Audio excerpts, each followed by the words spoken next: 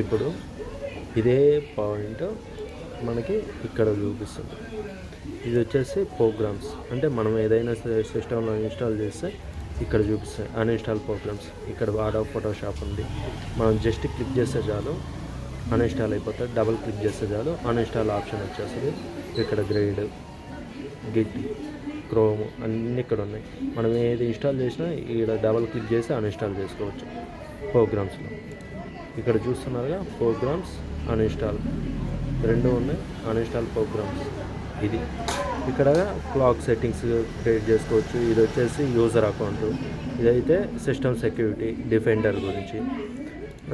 ఇంకా దీంట్లో లెగసీలోకి వస్తే ఇంకా చాలా ఆప్షన్స్ వస్తాయి. కీబోర్డ్ అని A to Z ఈ కంట్రోల్ ప్యానెల్లోనే ఉంటాయి మనకి. సగానికి సగం ఇది బేసిక్స్. ఇవి ఈడ మౌస్, ఈడ కీబోర్డ్, ఈడ పవర్ సోర్స్, పవర్ కంట్రోలింగ్ అని ఇక్కడనే చేసుకోవచ్చు. అన్ని ఇక్కడ నుంచి చేసుకోవచ్చు మనం.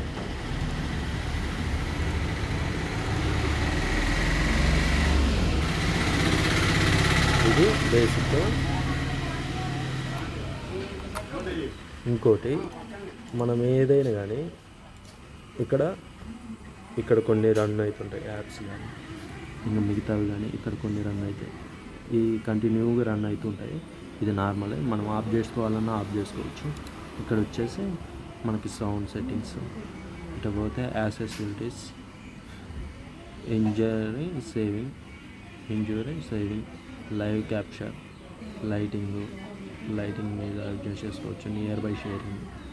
లేకపోతే కింద ప్రాజెక్ట్ అంటే ఎక్స్ట్రా మానిటర్స్ కానీ కనెక్ట్ చేసుకోవచ్చు. మన సిస్టమ్కి ఎక్స్ట్రా మానిటర్లు ఏమైనా కనెక్ట్ చేసుకుంటే అక్కడ చూపిస్తుంది. ఇక్కడ టైమ్ అండ్ డేట్.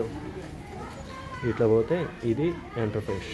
ఇక్కడ వచ్చేసి మనకి ఏవైనా డైలీ న్యూస్ కానీ దీని మీద క్లిక్ చేసి ఇట్లా చూసుకోవచ్చు. మనం డైలీ న్యూస్ మనం చదువుకోవాలనుకుంటే చదువుకోవచ్చు.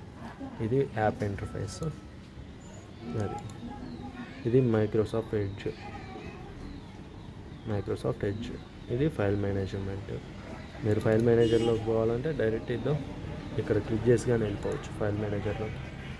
దీంట్లోకి వెళ్ళిపోతే ఫైల్ మేనేజర్లోకి వెళ్ళిపోతుంది. ఇక్కడ సైడ్కి వచ్చేసి మనకి డౌన్లోడ్ ఆప్షన్స్ ఉంటాయి.